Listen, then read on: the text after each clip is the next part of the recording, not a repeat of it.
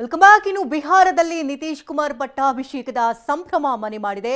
10ನೇ ಬಾರಿಗೆ ದಾಖಲೆಯ ಸಿಎಂ ಆಗಿ ಈಗ ಪದಗ್ರಹಣವನ್ನು ಹೊಂದಿದ್ದಾರೆ. ಪಾಟ್ನಾದ ಐತಿಹಾಸಿಕ ಗಾಂಧಿ ಮೈದಾನದಲ್ಲಿ ಪದಗ್ರಹಣ ಕಾರ್ಯಕ್ರಮ ನಡೀತಾ ಇದೆ, ಪಟ್ಟಾಭಿಷೇಕ ನಡೀತಾ ಇದೆ. 11:30 ಸರಿಸುಮಾರಿಗೆ ಪ್ರಮಾಣ ವಚನ ಕಾರ್ಯಕ್ರಮ ನಡೀತಾ ಇದ್ದು ಇದಕ್ಕೆ ಕ್ಷಣಗಣನೆ ಈಗ ಪ್ರಾರಂಭ ಆಗಿದೆ. ಪ್ರಧಾನಿ ನರೇಂದ್ರ ಮೋದಿ ಹಾಗೆ ಕೇಂದ್ರ ಸಚಿವರಾದಂತಹ ಅಮಿತ್ ಶಾ, ರಾಜನಾಥ್ ಸಿಂಗ್, ಬಿಜೆಪಿ ಅಧ್ಯಕ್ಷ ಜೆಪಿ ನಡ್ಡಾ, ಬಿಜೆಪಿಯ ಸಿಎಂಗಳು ಸೇರಿದಂತೆ ಗಣ್ಯಾತಿ ಗಣ್ಯರು ಕಾರ್ಯಕ್ರಮದಲ್ಲಿ ಭಾಗಿಯಾಗ್ತಾ ಇದ್ದು 20ರಿಂದ 25 ಸಿಎಂಗಳು ಹಾಗೆ ಅತ್ಯುನ್ನತ ಗಣ್ಯರು ಈ ವೇದಿಕೆಯಲ್ಲಿ ಹಾಜರಿರಲಿದ್ದಾರೆ. ಇನ್ನು ಮೈತ್ರಿಕೂಟದ ಶಾಸಕರ ಸಭೆಯಲ್ಲಿ ನಿತೀಶ್ ಕುಮಾರನ ಶಾಸಕಾಂಗ ಪಕ್ಷದ ನಾಯಕನಾಗಿ ಆಯ್ಕೆ ಮಾಡಲಾಗಿದೆ. ಪ್ರಧಾನಿ ಮೋದಿ ಈಗ ಸ್ಟೇಜ್ಗೆ ಬಂದಿರುವಂತಹ ದೃಶ್ಯಗಳನ್ನ ನೋಡ್ತಾ ಇದ್ದೀರಿ. ಎಲ್ಲೂ ಕೂಡ ಕೇಸರಿಮಯವಾಗಿದೆ. ಬರೋಬ್ಬರಿ 3ರಿಂದ 4 ಲಕ್ಷ ಜನ ಈಗಾಗಲೇ ಬಂದು ಸೇರಿರುವಂಥದ್ದು ಸ್ಥಳದಲ್ಲಿ.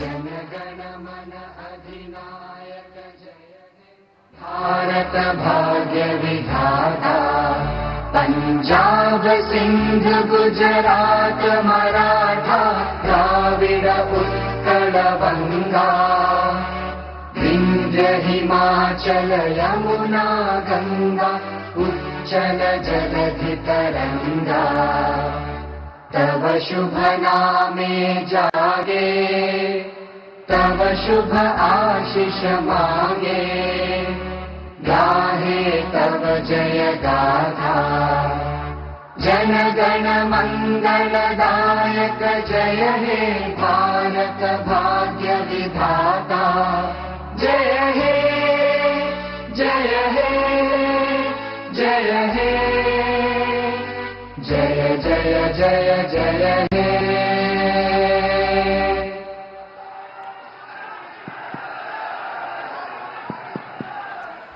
ಈಗಷ್ಟೇ ಪ್ರಧಾನಿ ಮೋದಿ ಕಾರ್ಯಕ್ರಮಕ್ಕೆ ಹಾಜರಾದರು. ನಂತರ ರಾಷ್ಟ್ರಗೀತೆಯನ್ನು ಹಾಡುವುದರ ಮೂಲಕ ಗೌರವ ವಂದನೆಯನ್ನು ಸಲ್ಲಿಸಲಾಯಿತು.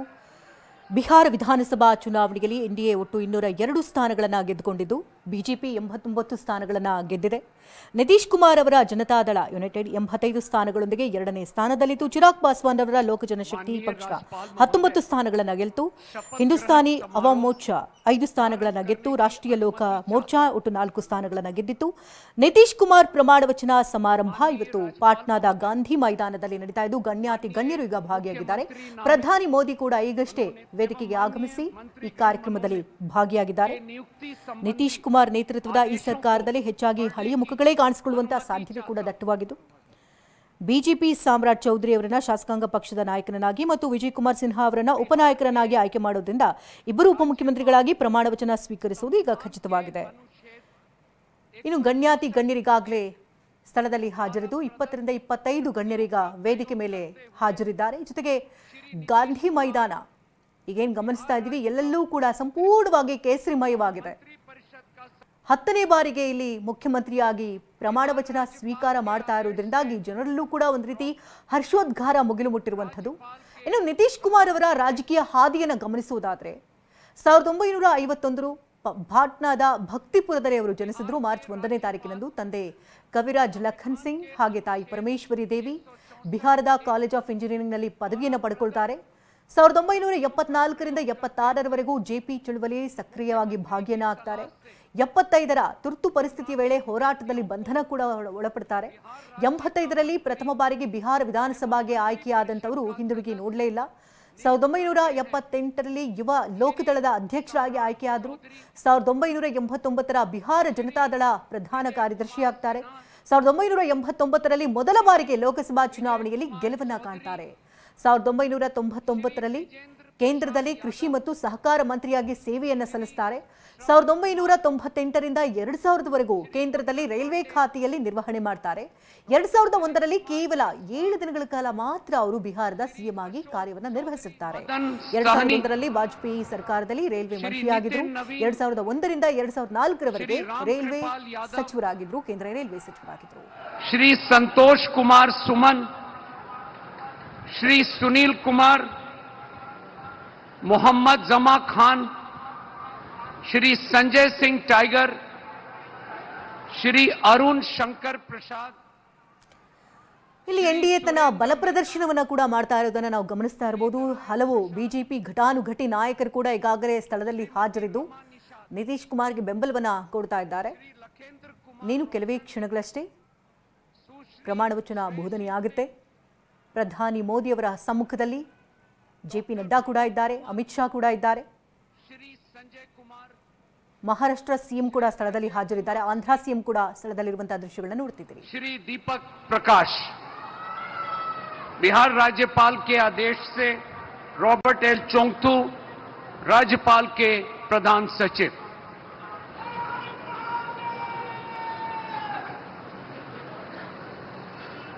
माननीय मुख्यमंत्री मनोनीत से अनुरोध है कि माननीय राज्यपाल के समक्ष पद एवं गोपनीयता का शपथ ग्रहण करने की कृपा करें.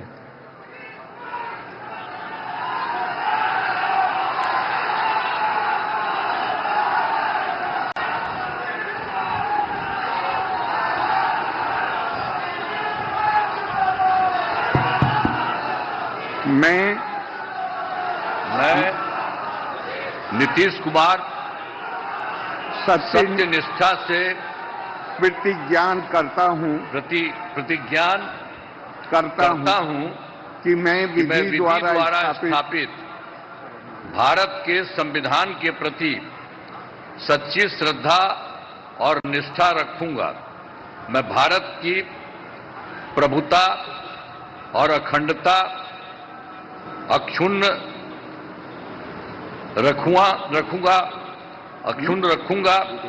मैं बिहार राज्य के मुख्यमंत्री के रूप में मैं अपने कर्तव्यों का श्रद्धापूर्वक और शुद्ध अंतःकरण से निर्वहन करूंगा तथा मैं भय या पक्षपात, अनुराग या द्वेष के बिना सभी सरकार के लोगों के प्रति संविधान और विधि के अनुसार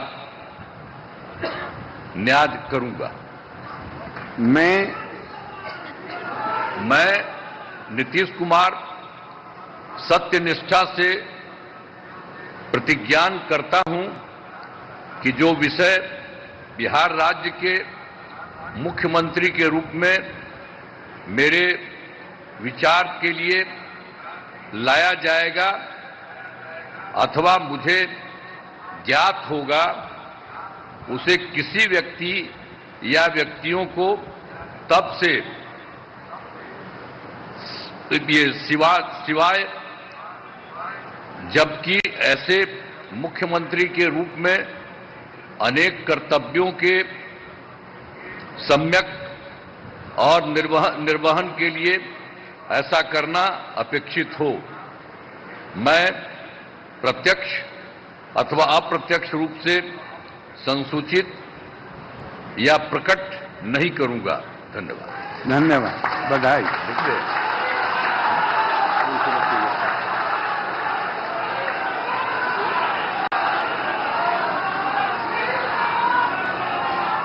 ಈಗಷ್ಟೇ ಪ್ರಮಾಣ ವಚನವನ್ನು ಸ್ವೀಕರಿಸಿದ್ದಾರೆ ನಿತೀಶ್ ಕುಮಾರ್. ಪ್ರತಿಜ್ಞಾ ವಿಧಿಯನ್ನು ರಾಜ್ಯಪಾಲ ಆರಿಫ್ ಈಗಷ್ಟೇ ಬೋಧಿಸಿದರು. ಪ್ರತಿಜ್ಞಾ ವಿಧಿಯನ್ನು ಬೋಧಿಸಿದ ನಂತರದಲ್ಲಿ ಪ್ರಮಾಣ ವಚನ ಸ್ವೀಕಾರ ಈಗಷ್ಟೇ ಆಗಿದೆ. ಜನರ ಏಳಿಗೆಗಾಗಿ, ಶ್ರೇಯೋಭಿವೃದ್ಧಿಗಾಗಿ ಶ್ರಮಿಸ್ತೇನೆ ಅಂತ ಪ್ರಮಾಣ ವಚನವನ್ನು ಸ್ವೀಕರಿಸಿದ್ದಾರೆ. 10ನೇ ಬಾರಿಗೆ ಪದಗ್ರಹಣ ಆಗಿದೆ ಬಿಹಾರ ಸಿಎಂ ಆಗಿ ಈಗಷ್ಟೇ ನಿತೀಶ್ ಕುಮಾರ್ ಪದಗ್ರಹಣ ಆಗಿದೆ.